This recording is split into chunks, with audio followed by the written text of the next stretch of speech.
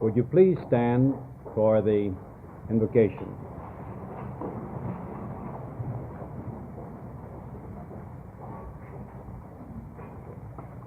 Will you join me in prayer, please? O Thou who hast created all men in their wonderful diversity, with their unknown potentialities, we come to you tonight in joyous appreciation for the dreams of those faculty who have taught here through the years, the ones who are now emeritus, and those who are presently teaching among us. We're grateful for the achievements of those who are graduates and alumni of this institution. We're thankful for the concerns and the values which have been kindled in students, concerns for human betterment, and visions of helping to fulfill the potentialities of those whom they touch day by day. We come also before you in joyous anticipation of the enlarged opportunities that are ours because of these facilities. We pray that you will increase our faith in the potentialities of man, that you will clarify our vision of the tasks which are ahead, that you will purify our motives in helping us to give our best of heart and mind and strength. For it's in the name of the Master Teacher, the Christ, I pray. Amen.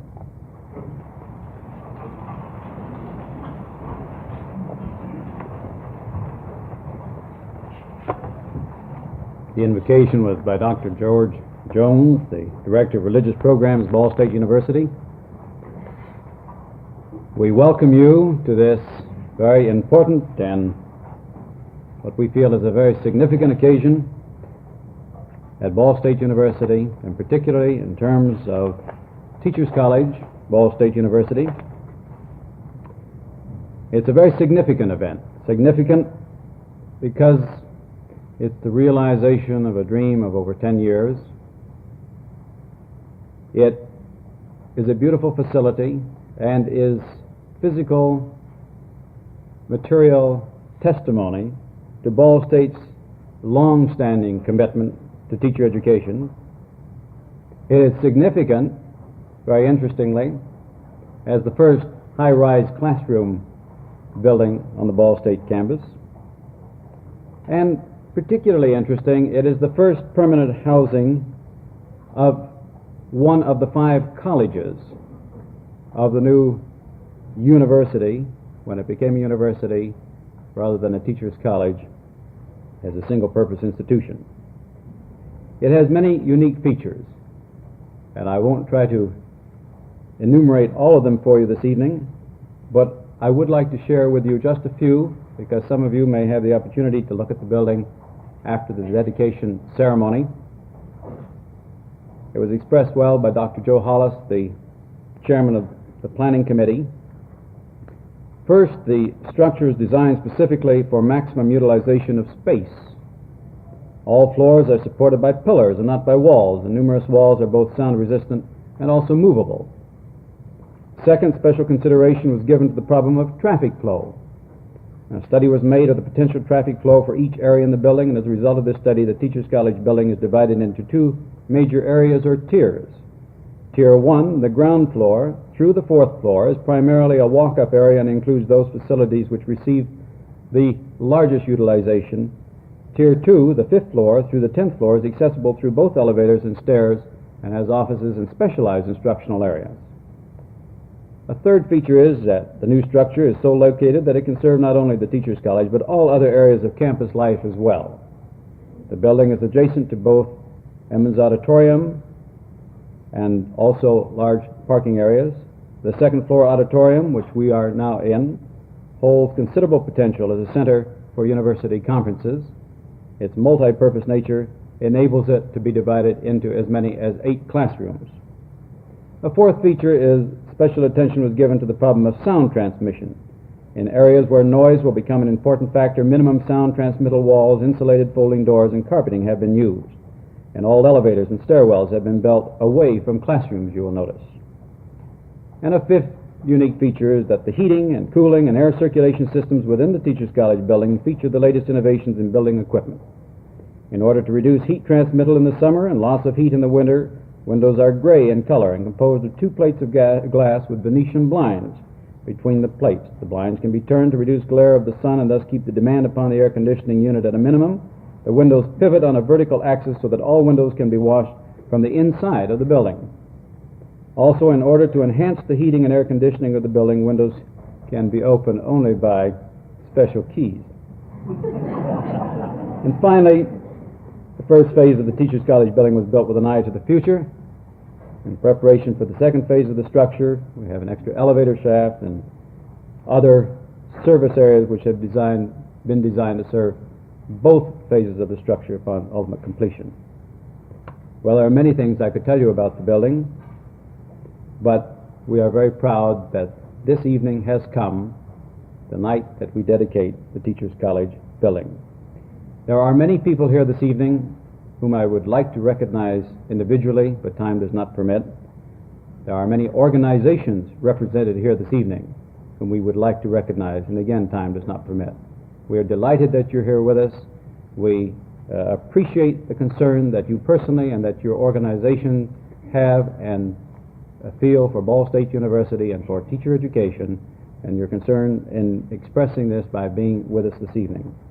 We have had calls from the governor's office expressing his regrets at not being able to be with us due to previous commitments, and also from Senator Vance Hartke and from the office of Senator Birch Bayh. In the latter case, Senator Bayh sent a telegram, and I thought I would share it with you.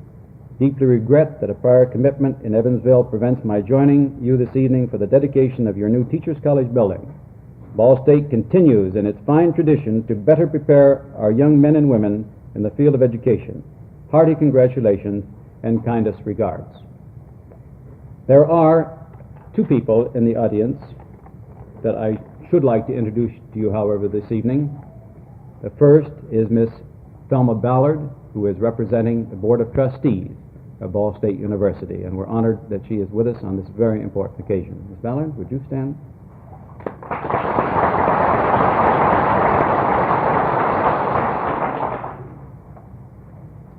A second very important person that we want to recognize individually and personally is the individual who converted the dreams of educators into the reality of a physical structure, and that is the architect. This building is as much the creation of the architect as it is the conception of individual human beings who dreamed of what it might be and how it might serve the students of the state of Indiana and nationally in the preparation of teachers that has long characterized Ball State University. We're honored that Walter Scholler Jr. is here this evening. We would like for him to stand representing Scholler and Associates, the architects who designed this fine facility.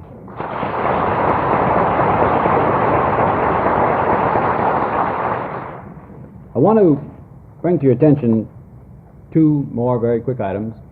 One is, I think, as you look at the facility, you will notice that we are not entirely moved in. We want to express our appreciation for the tremendous efforts that the staff of the physical plant of Ball State University has expended to bring the building to this state of readiness for this important occasion. Normally, you know, you live in a building for many months before a dedicatory ceremony. You'll have sort of a shakedown cruise. You find out where the light switches are and, where the other important pieces of equipment are. We're not entirely moved in. We're not holding classes here yet. The first class will be held here officially with the beginning of the first summer term, which is on the 10th of June. The reason for this is a very important one, and that is that this is the 50th anniversary of Ball State University and also the 23rd year under the leadership of President John R. Emmons, who retires, as you know, this year. 23 years of personal and professional commitment to teacher education.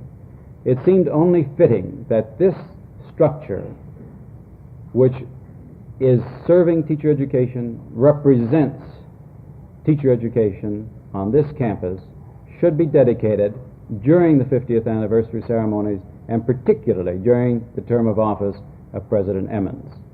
A great institution is really only as great as its leadership. And Ball State, as a teacher institution, is without parallel, with deference to my colleagues from Indiana University, Indiana State, and Purdue this evening, and other institutions, is almost without parallel in the preparation of outstanding teachers.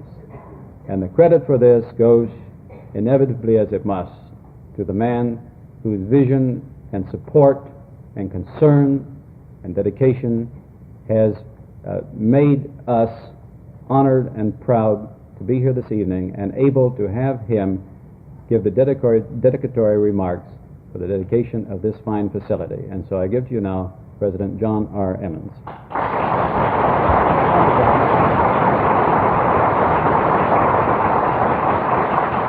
Thank you, Dean Dunworth and Mrs. Koontz and Vicki and all of you who are interested in Ball State University and its many, many programs. Let me say that as John was talking about the opportunity to have another red letter day in the 50th anniversary and during the 23rd year, that I was remembering where the education department was when we came here in 1945. All of the education department was then housed in what we now call the administration building. But so was all the administration housed there. And so was home economics and industrial arts housed in that same building. And so was the post office. And so was the bookstore. Well, they have moved out and along and now are holding classes and meeting and having offices in, I hesitate to even indicate the number of buildings around campus. Some of them are houses, some are classrooms, but I would be willing to guess that there are at least 12 or 14 buildings. Some of them are the temporary ones that came on the campus in 1946 or 47. But it's good now to say it's a red letter day because we're getting them all back together again in one building in 1968. This was a move that we've waited for some years. The planning stages have been 10 years in length. Well, I think in dedicating a unit or a program or a building, one should say something that's a little bit bragging. John got started on it. I thought he was going to say at least we were parallel with some of these other places.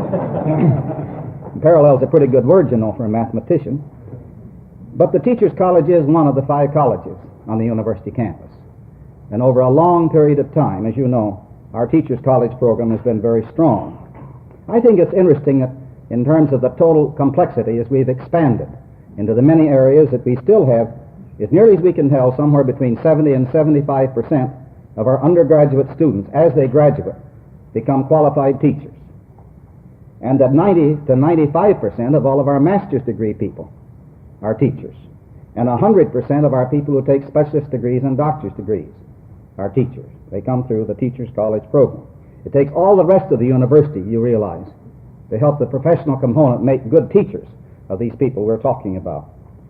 I think it's also interesting to note that we have some specialty kinds of things that we like to visit about.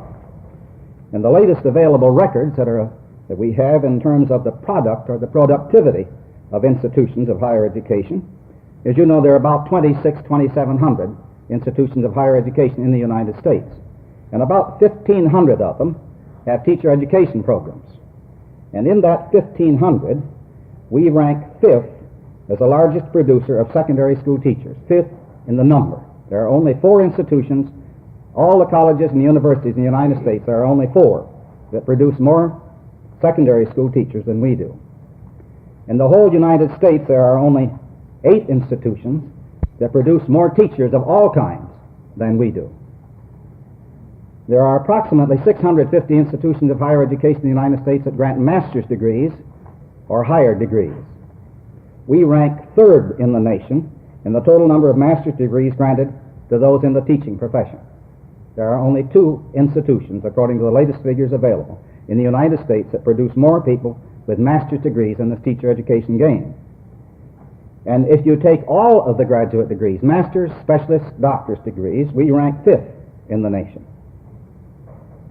Now, this is in teacher education. If you take all the kinds of master's degrees granted by all the kinds of institutions in the United States, this includes all of those in all the other fields like business, law, medicine, and the like, we rank 28th in all of this total comparison. Well, I think this is something that we as a group of people feel mighty proud about.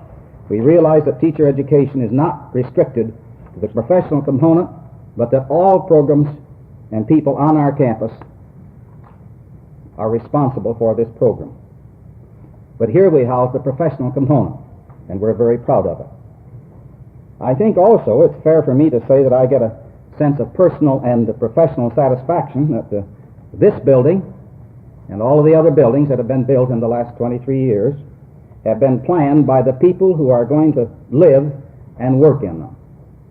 This means that the people who are responsible for the planning of this building, along with the architect who has surrounded the classrooms and the offices with brick and mortar, that these are the people who have planned, because they are the ones who are going to live and work in it. And so tonight, as we dedicate this building, and we really dedicate it to service to boys and girls, we must think pretty carefully, because we think we're dedicating it for the use of faculty members on a campus. But these are for faculty members and individuals who are going to be teachers of teachers. And these teachers are going to be teaching young people, boys and girls. I think it's interesting, for instance, that the people who graduated from Ball State University last June are this year teaching approximately 200,000 boys and girls in this state. And the folks we graduate this June will be teaching approximately 200,000 people next year. And if you multiply that by the number of people who have taken additional degrees, such as master's degrees, and are working in the schools, in addition to the new people we graduate, you'll come up with an astounding figure which I won't even try to extrapolate for you. We dedicate this building then to service the boys and girls directly through the faculty and staff who work in this building and who are teachers of teachers. Thanks for letting me participate in the dedication.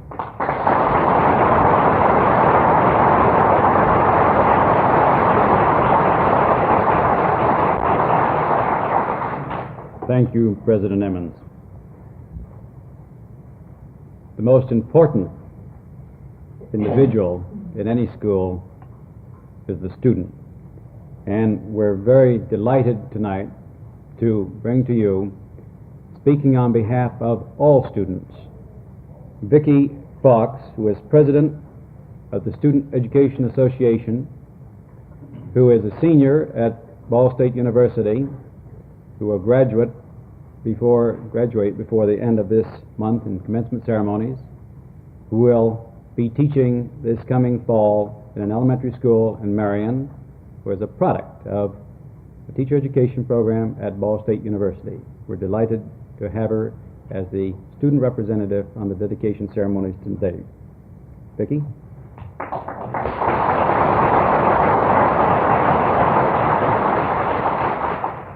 Dean Dunworth, Dr. Jones, Dr. Emmons, Dr. Koontz, students, faculty, teachers, ladies and gentlemen. I have the privilege and honor this evening to represent the students of the largest student organization on this campus, the Student Education Association. It seems almost incomprehensible that we are at last in our beautiful education building. From the moment that I saw the first steel beam rise high in the sky, I felt that this building was mine. Mine because I am an education major. I felt it was mine because this edifice must certainly reflect the magnificence of the profession which I am entering. And I am indeed proud of that profession. The Teachers College building brings together all of the education majors and makes them feel an important part of their profession. These facilities, I believe, will inspire undergraduates, graduate students, and faculty to strive together to work toward their goal, that of providing the very best education possible for all students, whether Those students are big or little, rich or poor, gifted or not so talented. Thank you.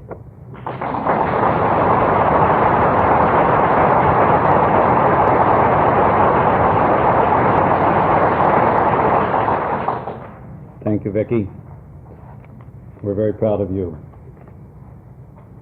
It's my pleasure this evening to introduce our honored guest and speaker on this very significant occasion.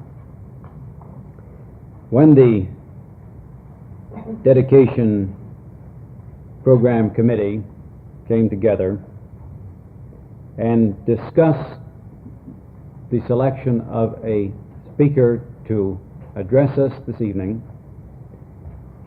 one of the major criteria that was mentioned over and over again is that we must have a person who is in tune with the times. The time that we live in, a time of teacher militancy, a time of the new breed of teachers, of vast changes in education, a time of technological, social, and educational revolution. But it wasn't very difficult, and we were honored and delighted when we were able to obtain Mrs. Elizabeth D. Koontz as our dedication speaker on tonight's program. I knew then that teaching was for me. Elizabeth D. Koontz was only a fourth grade pupil in Salisbury, North Carolina, she explained recently, when her decision on a professional career was so definite. Little could she have dreamed that the long road ahead would someday lead her to the position of president-elect of the country's largest professional organization, the million-plus member National Education Association. Mrs. Koontz, who was elected at the NEA's 105th Annual Convention in Minneapolis, Minnesota in July 1967, will, in July 1968, become president of the association, the first Negro ever to hold this high position. A teacher of special education in Salisbury, Libby Koontz brings 3 decades of educational experience to her new tasks. That experience includes having served as president of NEA's largest unit, the 900-member, now called Association of Classroom Teachers. When she was chosen to head the NEA, she was asked by the press, was it because she was a Negro? I think it was incidental that I am a Negro, she answered. I would not have accepted the nomination had I thought it was simply because of my race. And she added that the responsibilities of the NEA presidency are too important for the selection to have been based on one factor, such as race, rather than her experience and potential in handling the job. After attending the Salisbury Public Schools, Mrs. Koontz was graduated with honors from Livingston College in Salisbury with a bachelor's degree in English and elementary education. She earned a master's degree in education at Atlanta University in Georgia and has done additional graduate work at Columbia University, Indiana University, and North Carolina College at Durham. In May 1967, she was awarded an honorary doctor's degree by her alma mater, Livingston College.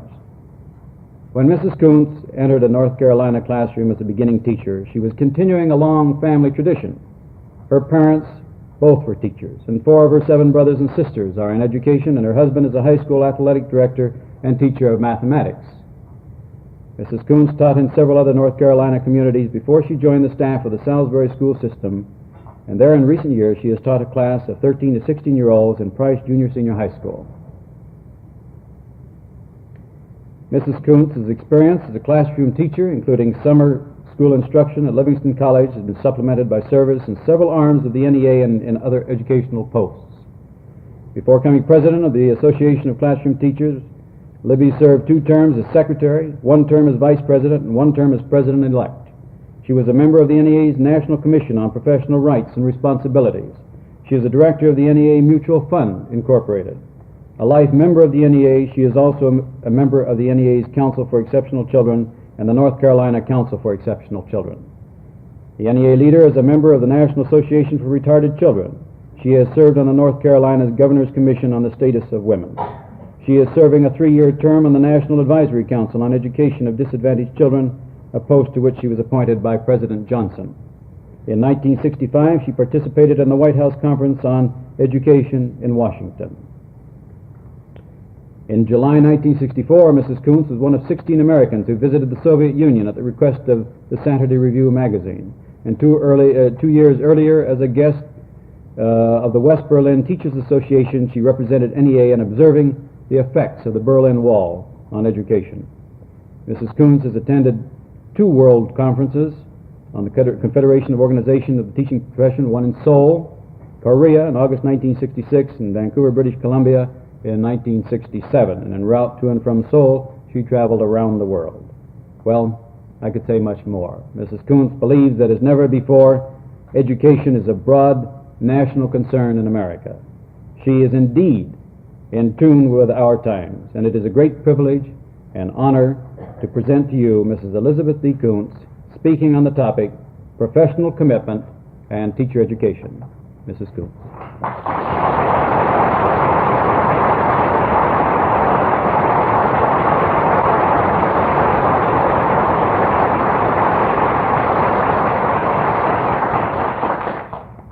Thank you, Dean Dunsworthy, Dr. Emmons, Dr. Jones, and our prospective teacher, whom I look forward to meeting next year in the classroom. I only wish we could transport her out of Marion and into North Carolina.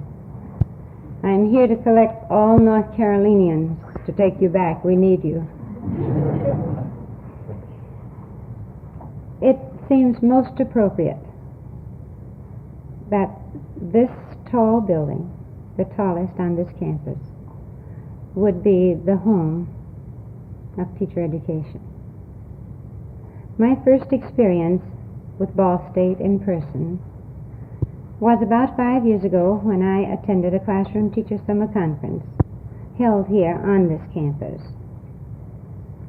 And it was at that time, during that 2-week period, that Ball State College, as it was, opened its facilities to about 300 teachers from across this country. 300 teacher leaders who were here to try to find new means of making this profession more effective and more meaningful. And it was this college that released not only its dean, Dr. Johnson, but it also releases Dr. Emmons, too, to see that we not only had a pleasant time, but that we had the conveniences and the comforts and the advantages that this campus had to offer. I think the 300 teachers especially who were here will probably never forget Dr. Moth, Dr. Sorensen, and Dr. Johnson in particular, because they were the ones who had to hear our complaints, who had to direct us when we got lost even in that complex. And they were assisted very ably by the local association, the Muncie teachers, as well as some of the Indiana State Teachers Association members. So you see, it was not unusual for us to find that it was simply as the alumni had said. Now, Ball State has some braggarts who brag as much as North Carolinians. And I want you to know that in this instance, the bragging turned out to be absolutely true. They said that we would not find a more hospitable place. We didn't. They said that we would enjoy being on this campus. And we did. And they said you won't find a school more dedicated to its purpose than Ball State. And this was true. And so it was fairly easy to understand why they could assure us that that visit would be a memorable one. And while we were here, we were told something of this college, of its history, of its dreams, and of its purpose. And as in many other places where this conference has been held, there were staff people assigned to work with us most directly. But I'm not sure that I can convey to you the difference that was felt on this campus, where faculty members passing students could wave and speak to students by name, where students came up and said to faculty people, we'd like to meet our guests, and where there seemed to be a genuine concern of faculty for student and student for institution. Many of you have perhaps come from smaller institutions where this was quite common, but this was a growing institution, and I hope, I'm fairly confident, that this quality has not been lost. This is the kind of quality that is sought as new members are added to any faculty. And yet this institution, that was not by any means a family of 14,000, continues to grow, and at the same time it continues to demand excellence and an interest on the part of those who would attend. I think it requires that those who attend this school also apply energy, together with whatever talent there may be, from the freshman student right on down to the president. Now, you notice I said from the student right on down to the president. That was no Freudian slip. Because I believe that it is the performance of students and the attitude of students that will determine many of the factors and conditions of which students are most often unaware. I was glad to hear Dr. Emmons say that after all, this is an institution for students. And perhaps we have not emphasized enough that they must show the kind of attitude that will make those who are responsible for whatever the institution becomes great, greater, or the greatest, in spite of IU. Now, the staff, under the leadership, of course, of the president, attempts to interpret those attitudes and to translate them into curriculum, facilities, materials, and yet the wide range of activities that any institution sets forth simply will reflect whether or not that institution has for its purpose enriching, inspiring, and teaching. This perhaps seems rather strange, that we focus attention in this way on what an institution means. But even so, with the expressed needs of students and the desires vocalized, this is not enough. For there must also be and be maintained a very strong, a very important alertness to what tomorrow will bring and what these students must have in order to cope with whatever it is that lies ahead. Ball State today can boast of these attributes. And so on this occasion that starts and marks another milestone in the history of an institution, we turn our attention to what this growth suggests, and what this building means, and what the university itself must mean in the next half-century. To the thousands of people who will pass by this building, it will represent many different things.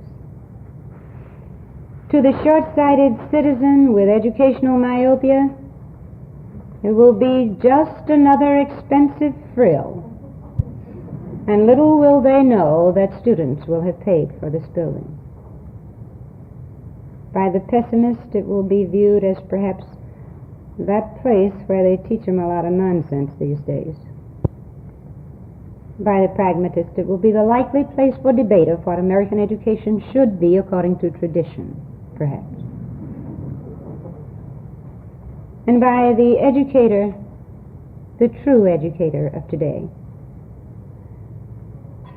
the one who practices his professional calling, it will be a scholar's dream, a place where ideas are born and where enthusiasm is nurtured. But whatever this edifice appears to be in the eyes of the beholder, it will really take form and character personality, charm, warmth, and real meaning as the campus family, the community, and visitors breathe life into these walls, into this concrete, into the tile, the wood, the marble, the materials. And then it will be a living, viable, and integral part of this institution. But this evolvement from a building into an institution is brought about not by chance, but by professional commitment to the excellence of teacher education, the task, its role, and its promise. Indeed, in a time when this nation is beset by the threat of division among its people into two societies of black and white, when millions of people in this affluent nation live in abject poverty and hopelessness,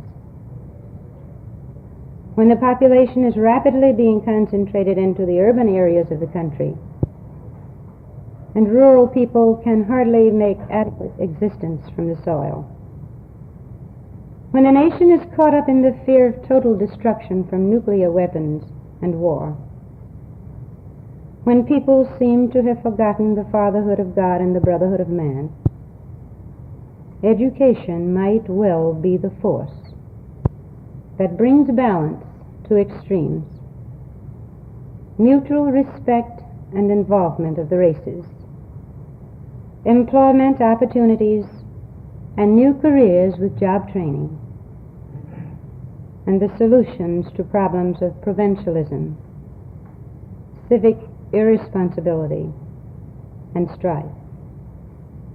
It may well be the hope of the nation, and the means by which this nation will survive. Yes, the institution of education, and especially teacher education, with its influence which extends far beyond the walls of the schoolroom, of the lecture hall, of the student union, and even the dormitory. Teacher education will find its place in the hearts of people. And in these places, as lecture halls and dormitories, little decisions are being made that will develop into great determinations as the true meaning of university is realized. University, a place where academic freedom with responsibility prevails, where free expression is accompanied by a sense of propriety and regard for the rights of others as well as for self. University, where pursuit of knowledge is more than the acquisition of grades, where self-expression and living life to the fullest are the companions of honor, integrity, dignity, and diligence, where individualism is a virtue, but limited by awareness of what civilization embodies and demands. University, where regard for self-discipline and authority is the handmaiden of mutual respect and democracy. And these are but a few of the influences of education and university. Consequently, the means by which that education is secured becomes of utmost importance. The atmosphere of exploration and experimentation takes on unequaled significance. The approach to learning takes on new dimensions. The precepts and examples set by those who are the directors of learning become patterns worthy of emulation, and the development of new ideas, improvement of old ones, and the search for new techniques and insight become a way of life, familiar, pleasurable, and rewarding. But the teacher education institution of today must change. It must examine its role as the well-charted channel through which prospective professionals in the arena of teaching will be journeying, studying, evaluating, selecting, trying out, and forming conclusions that will prepare them for the task of their chosen profession. And this will be no easy task. Certainly, for the constant change of our world has already left education far, far behind modern technology, far, far behind other sciences. And the problems of cybernetics have already complicated the problem. The mobility of the population and the attendant problems have long since filled our days with perplexities. And all of these present us with ample evidence that the role of education is changing, and it must change. It must change to keep tune with the times. And we can no longer justify our existence as we train teachers in the old tradition and leave them without the protection of knowledge and experience to deal with the social issues that will face them both now, next year, and in the years to come. Indeed, they must be prepared to be leaders to change this social order. For where else will democracy start than in the classroom? The institution must revise its methods, its procedures, its approaches, and its focus if it is not yet aware of these changes. And awareness will not be enough, for there must be action to accompany that awareness. And it must be today. It must be now. For these young people must not be cheated of their opportunity to serve well. The research data supports now the fact that many who are doomed to a life of hopelessness need not be so in the future. That early childhood and nutrition are important factors in the development of mental ability, perceptual skills development. The research tells us that the self-image is not changed by words alone, but by the opportunity to achieve, to succeed, and to contribute. Thousands of dedicated professionals have lived in complete confidence that this nation would soon recognize what education has meant to the success of this nation, and that this nation would give the financial support and respect to the profession that one hears so much about. But unfortunately, this nation has not done what it could do, or indeed what it must do, if we are to maintain the greatness that is ours. What other nation of such size produces so much of the world's wealth and resources? What other nation of its stature and power is willing to share so much of its resources to help other countries? This is the nation that has come to expect its educators to perform their jobs almost by magic and dedication.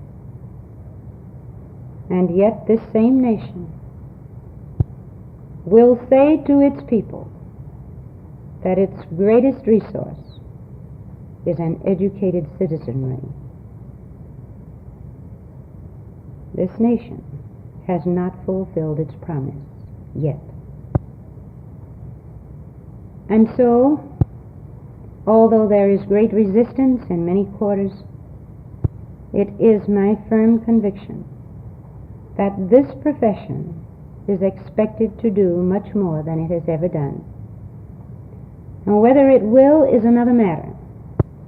For me, we must first bring ourselves together in a real profession, where the commitment to our task, the students that we teach, and the communities we serve, and our colleagues at every level, takes such precedence over politics that there will be no question about this nation supplying what the profession, through its leadership, outlines as good for education in this country.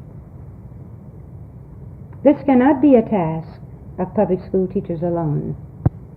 They must have the help of the university, the college, the teachers in the disciplines. There must be a broadening of what we understand to be professional unity. For we need each other, and this country expects that its professionals in this task of education will provide the kind of unity that will produce America's schools. And so with such a task, this profession must demand of the institutions training our future practitioners that they give thought, research, and direction to whatever modification and change will be necessary in education from early childhood training to the university level. And as an institution accepts the responsibility, it must itself be a source of inspiration to those who now teach and now require retraining. Every sector of the institution must realize a responsibility for inspiring scholarship and excellence in performance. But no segment of the profession can do this alone. The barriers that separate us within this profession must be removed so that we can be united in our task, cognizant of our diverse roles, and ever sensitive to our dependence upon each other. For this very interdependence can be the agent that promises success. The assistance which is given to the school system by the university is returned to the university in the caliber of students and their preparation for higher education. The circle of involvement is so evident that we cannot continue to overlook it. Today's classroom teachers all over the nation are growing more aggressive and more insistent that educators have a voice in decision making. And this voice will not diminish.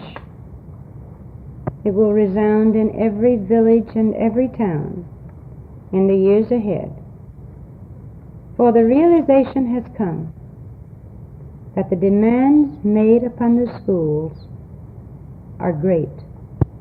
The task is formidable, and the old order must be changed to accommodate the needs of the new. Patiently and professionally, they have waited. The effort in many places has been ignored, and others it has been rewarded with the leftovers, so to speak. And still in others, it has been encouraged and supported. So now the effort must advance into prime effort. Massive financial support of education, cooperative ventures, and effective development of human potential. Teachers are no longer willing to be patient while the education of children suffers without reason. This university must continue to be in the vanguard of educational influence, educational excellence, and educational renewal. And this edifice which we dedicate today must become the symbol of courage. Courage to dare. Dare to train young people realistically for life in a new society, in a world we cannot predict. So rapid is the rate of change. Dare to face the greatest national problem of our time, racism and poverty. Dare to permit and encourage dialogue that gives insight into issues and problems. Dare to face new truths and new convictions despite decadent reaction and outmoded traditions that make a mockery of freedom, justice, and equality. Dare to prepare young people for today's problems and tomorrow's dreams. Dare to expose the routine to questioning and evaluation. Dare to examine the convictions, the biases, the fears, and the apathy that distort and becloud the pathways to greatness and cast shadows over new horizons. This university, with its record of achievement and growth and purpose, stands at the doorway of opportunity. For it can enable thousands of eager minds to understand and relate to the people of this nation, relate to the people of this world, who differ from themselves in culture, in language, in race, in skin color, in religion, in economic condition, and geographic residence.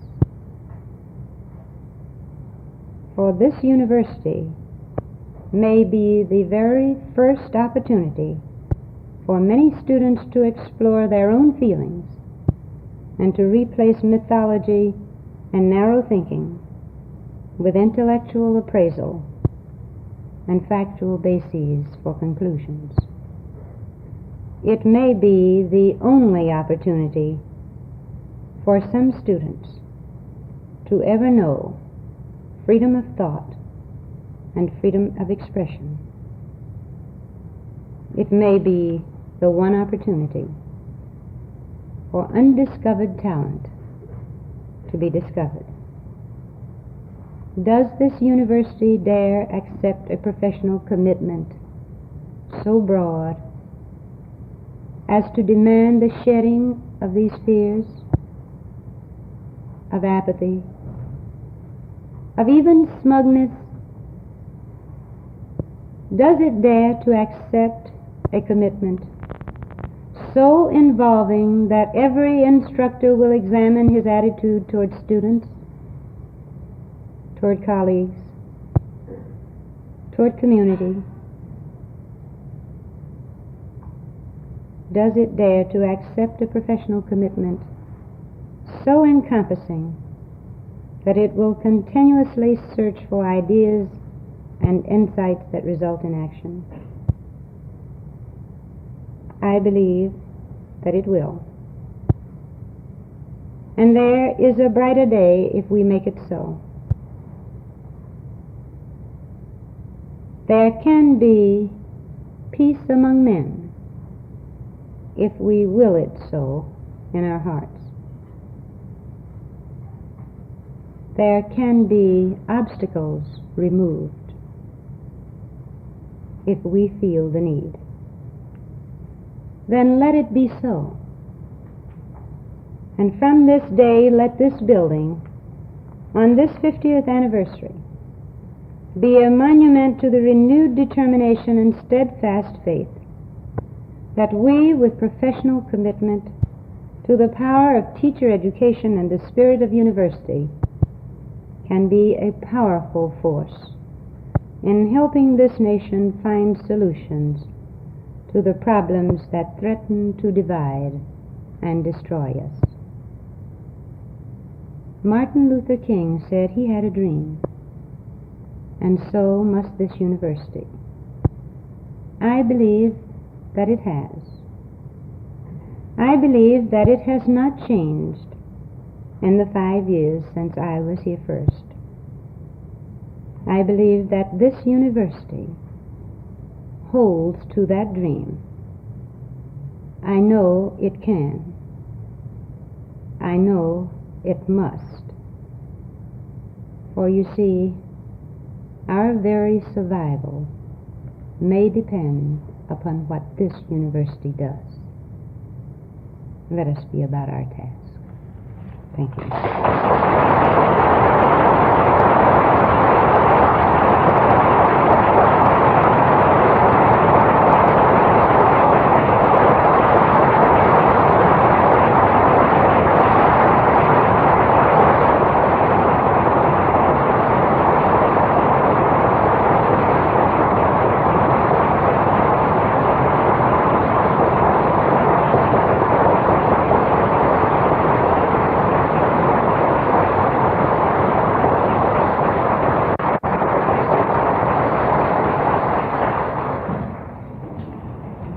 Thank you, Livy. I think that applause expresses better than any words that I could use our sincere appreciation for the challenge that you have given us and for the vast and vital importance of the commitment that each of us must make if we are to achieve the dreams and the visions and the freedom that is America.